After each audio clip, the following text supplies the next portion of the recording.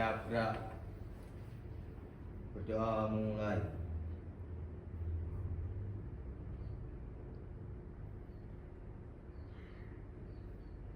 Berdoa selesai. Assalamualaikum warahmatullahi wabarakatuh. Waalaikumsalam warahmatullahi wabarakatuh.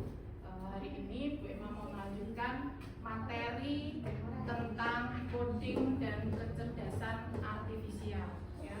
Untuk pertemuan yang kemarin kita telah belajar tentang apa kemarin? Tentang coding, tentang algoritma. Nah, sekarang kita akan belajar tentang etika dan resiko kecerdasan artifisial. Nah, nanti kita menggunakan KA generatif dan bagaimana mengimplementasikannya. Nah, sekarang kita belajar ini tujuannya untuk apa? Nah, yang pertama, kalian diharapkan dapat mendefinisikan konsep KA generatif. Yang kedua, kalian diharapkan dapat menerapkan KA generatif pada kehidupan sehari-hari. Kemudian yang ketiga, dapat menerapkan etika dan resiko penggunaan KA generatif. Dan yang keempat, siswa dapat membuat konten promosi menggunakan KA atau kecerdasan artifisial. Ya. Nah, sebelumnya saya mau tanya dulu. Nih, ada dua pertanyaan. Apa yang kamu pikirkan jika sebuah robot bisa berpikir dan belajar seperti manusia? Apakah itu mungkin?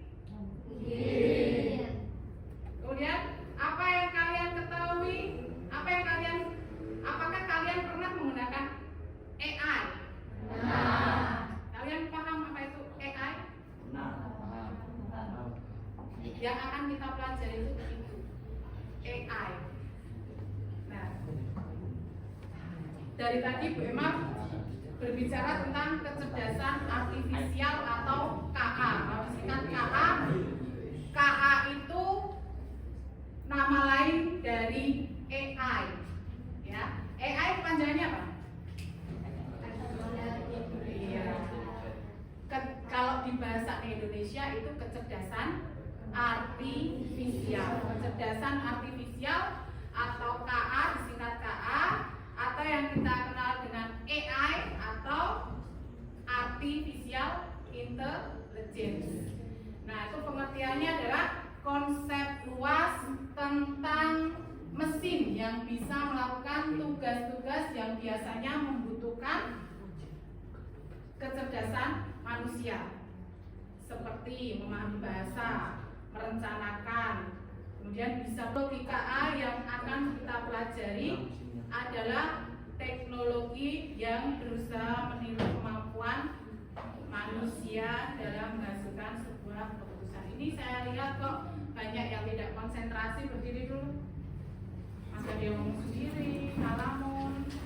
Nah, nanti briefing dulu ya. Briefing dulu. Nanti yang dapat nomor 3 dan kelipatannya sebutkan nama bunga. 3 dan kelipatannya berarti berapa?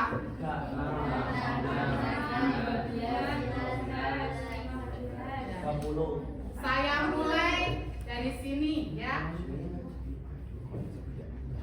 Berapa tadi? Kelipatan? 3. Kelipatan 3 kalian menyebutkan nama?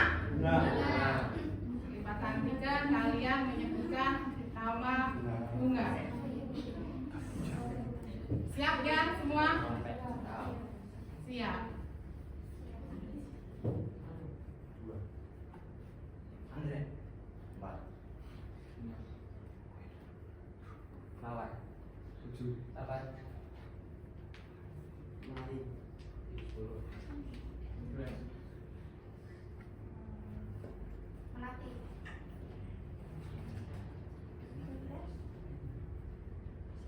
Berapa? 13.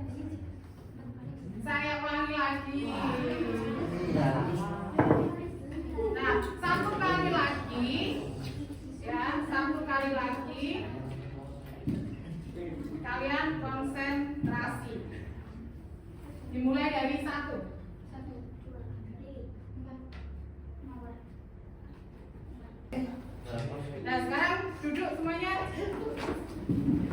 Semuanya perhatikan sini. Tadi sudah sampai di pengertian kecerdasan artifisial, ya. Pengertiannya itu kemudian, nah, teknologi KA itu digunakan untuk apa saja. Nah, ini contoh dari sistem dengan teknologi KA. Yang pertama, pengenalan wajah, ya. Kemudian pengenalan ucapan. Nah, dengan ucapan kalian memerintah KA menghasilkan sesuatu. Kemudian penerjemahan otomatis, menerjemahkan bahasa secara otomatis. Pembuatan gambar, contoh sistem dengan menggunakan teknologi KA atau kecerdasan artifisial atau AI. Nah, ini foto atau gambar yang dihasilkan oleh AI.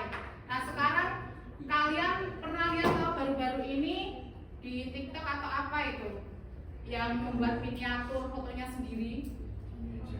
Kalian nyoba itu? Nah, ada yang nyoba? Itu masukkan foto kalian toh? Iya. Nah, itu contohnya. Terus gambar dua gadis ini hasil dari AI atau KA. Terus kemudian nih gambar aslinya seperti ini. Setelah dibuat menggunakan AI jadi bagus seperti ini. Rumputnya jadi indah hijau. Ya. Bagus. Jadi lebih bagus. Terus kemudian ada beberapa video juga yang bisa dibuat menggunakan AI. Kalian perhatikan video yang saya tampilkan ini.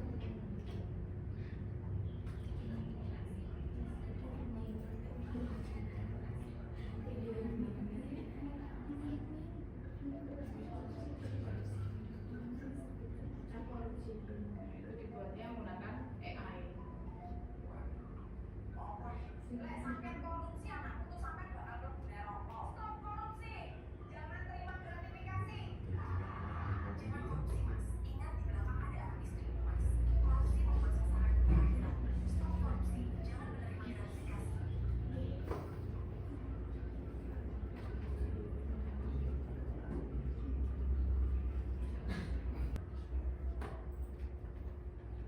Satu lagi ya.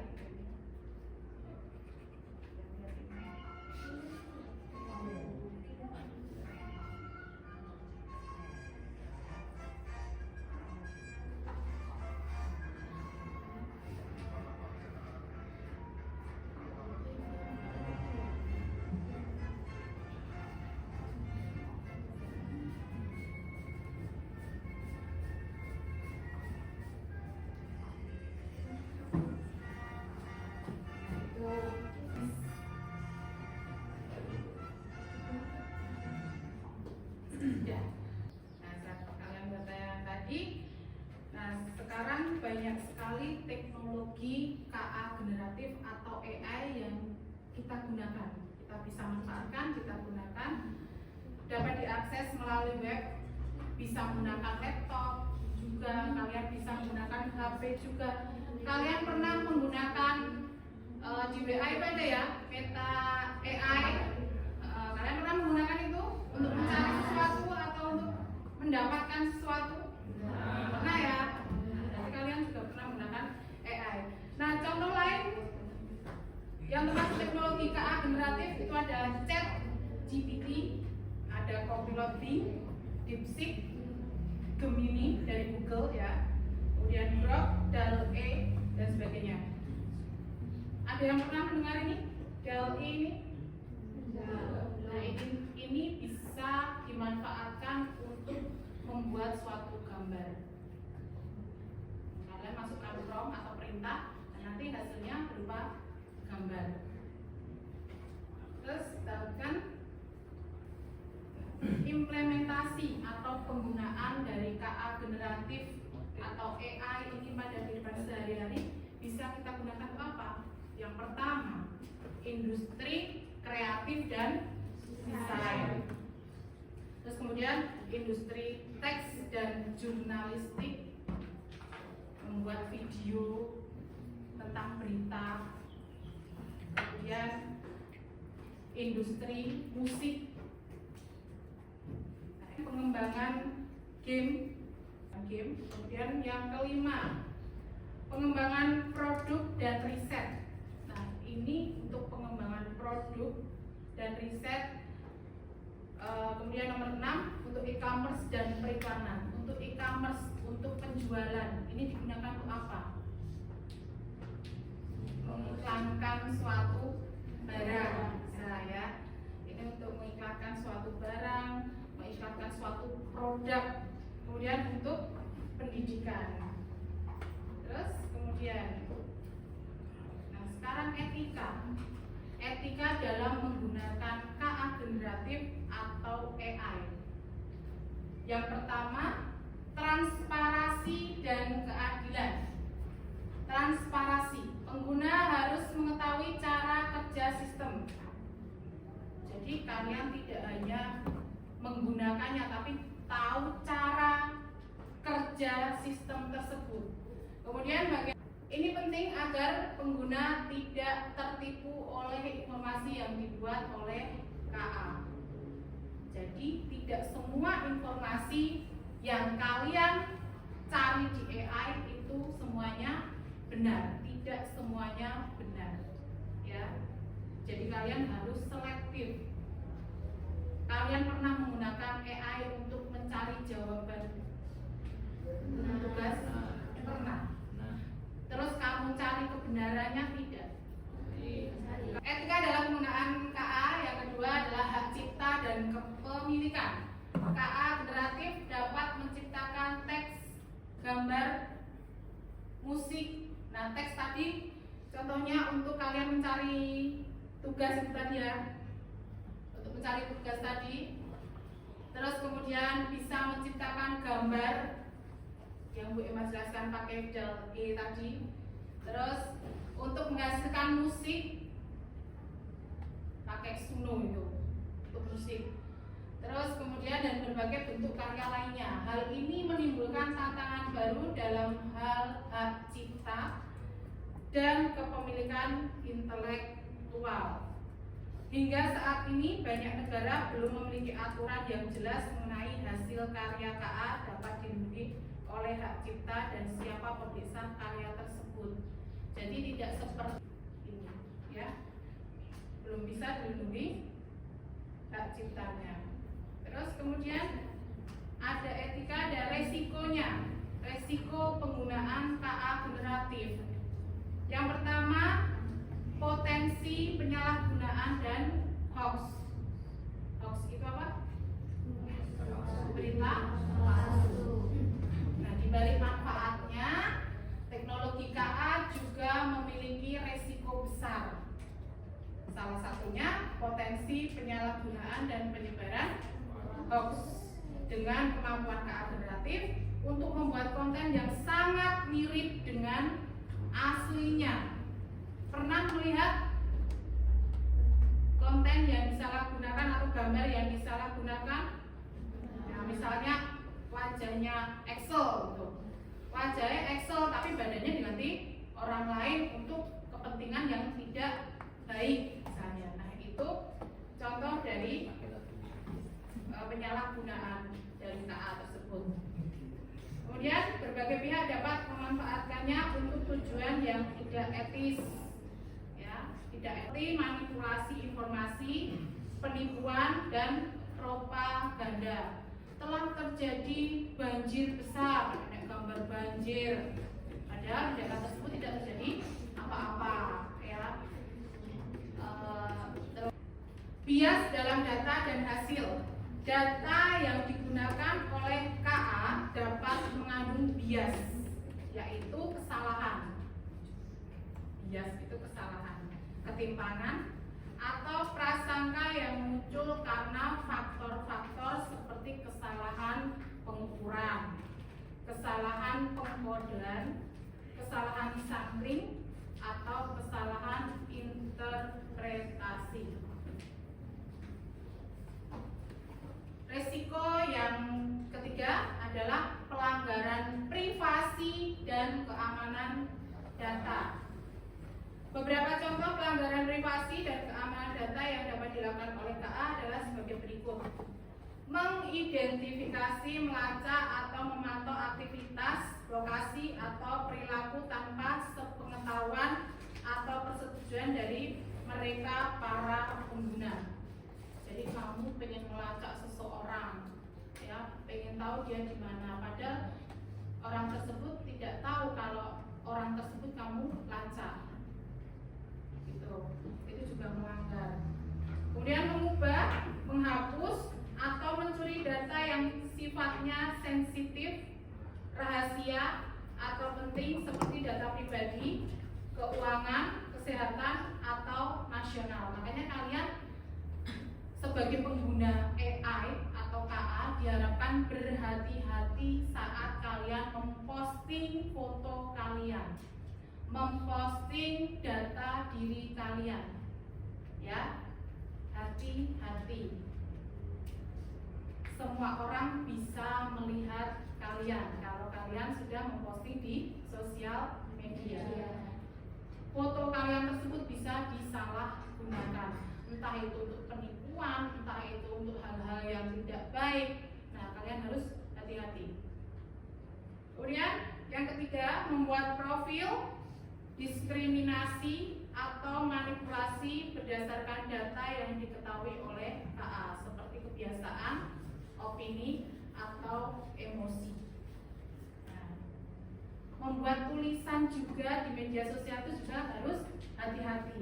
Membuat status lagi, menyebarkan informasi palsu atau hoax, menyesatkan atau merusak yang dapat mempengaruhi opini, sikap atau perilaku, menyebarkan berita palsu yang mendorong seseorang untuk percaya padahal itu tidak benar.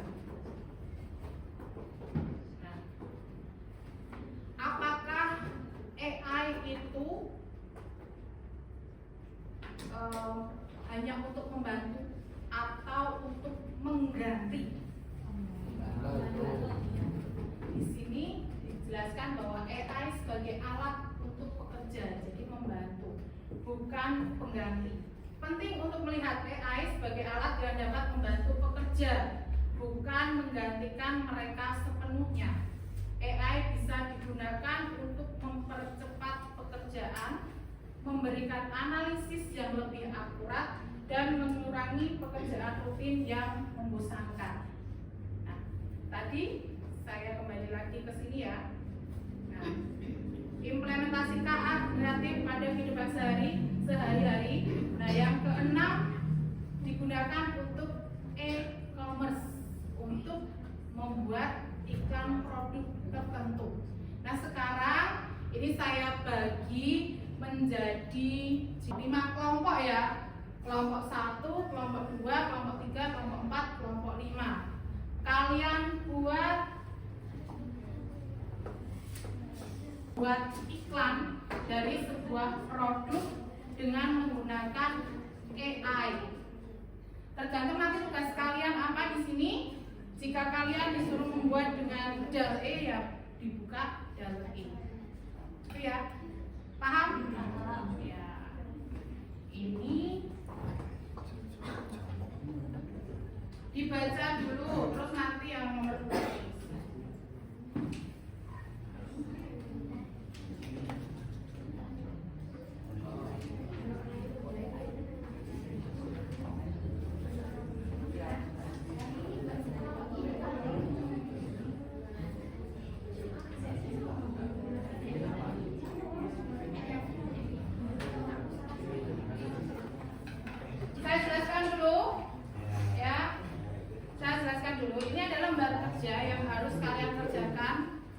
Menggunakan komputer kalian secara kelompok. Kalian ikuti langkah-langkah tersebut dan nomor 2 harus kalian isi. Nanti perwakilan dari kelompok maju untuk presentasi. Kita mulai jam 8, jadi nanti selesainya jam 8 lebih 20 menit.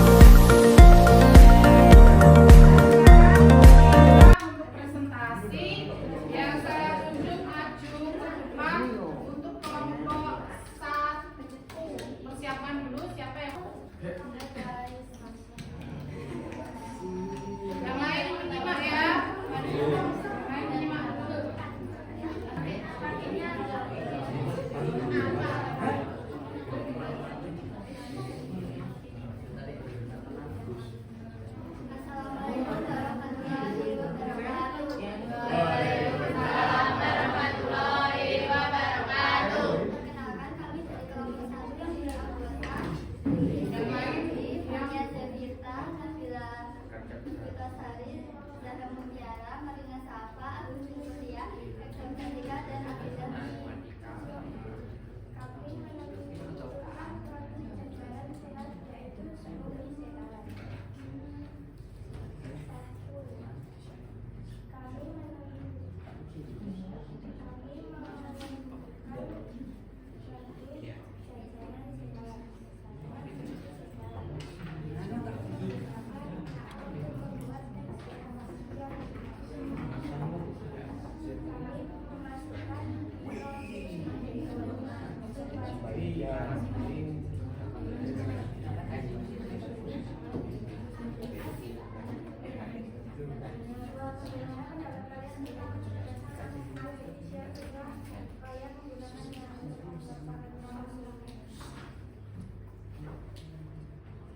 Jawaban pendapat kami tentang kecerdasan artifisial adalah sangat membantu untuk meringankan beban pekerjaan, tetapi harus dicek kebenarannya juga.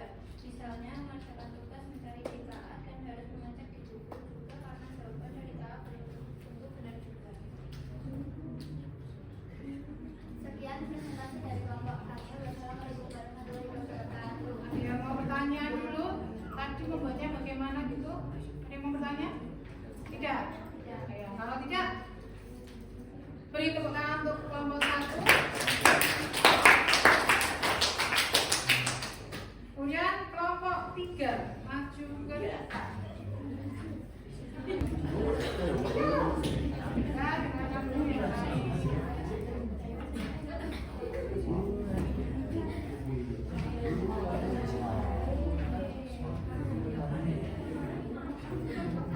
Perkenalkan dulu. Kami kelompok 3 yang beranggotakan Ijna ini di Atika Putra agar Wisnu dari Ijna ingin mempresentasikan hasil ke akademi.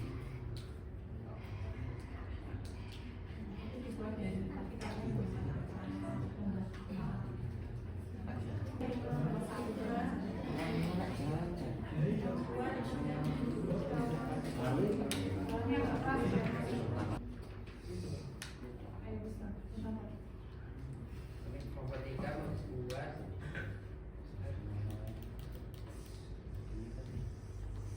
program akan menggunakan brand desain kemasan smoothie sehat bernama Sugar Tenan gelas plus. Smoothie sehat Sugar Tenan menggunakan daging. Terus nomor 2, bagaimana pendapat kalian tentang kecerdasan artifisial setelah kalian menggunakannya untuk membuat konten promosi?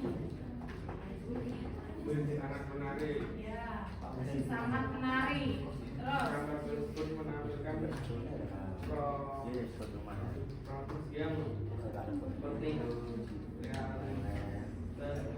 dan itu bisa berguna dalam hal positif seperti menampilkan sebuah produk dengan kecerdasan artifisial atau KA itu kita bisa mudah membuat sebuah promosi. iya. Ada yang mau bertanya? Silakan ditutup. Kelompok 3 ingin mengakhiri. Wassalamualaikum warahmatullahi wabarakatuh. Waalaikumsalam warahmatullahi wabarakatuh. Setelah kalian praktek ini tadi, dengan melihat hasil yang kelompok 1 dan 3 lakukan, hasilnya ditampilkan di sini, apa kesimpulan kalian? AI bisa digunakan untuk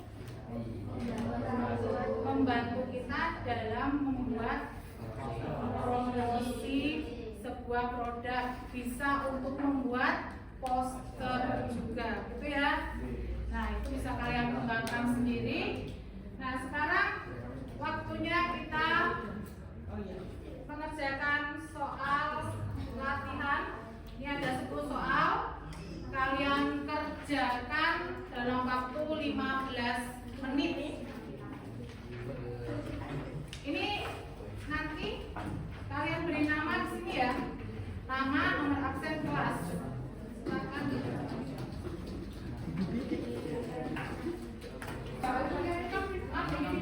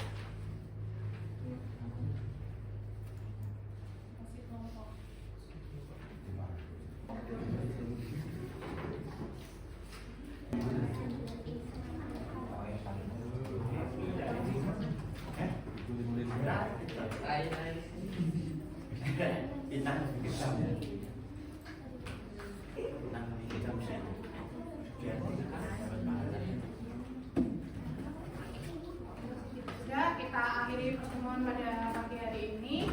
Kita berdoa terlebih dahulu.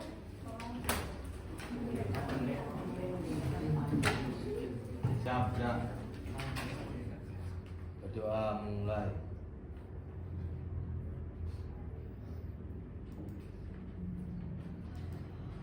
Doa selesai. Saya ucapkan terima kasih. Saya akhiri. Selamat pagi. Assalamualaikum warahmatullahi wabarakatuh. Waalaikumsalam.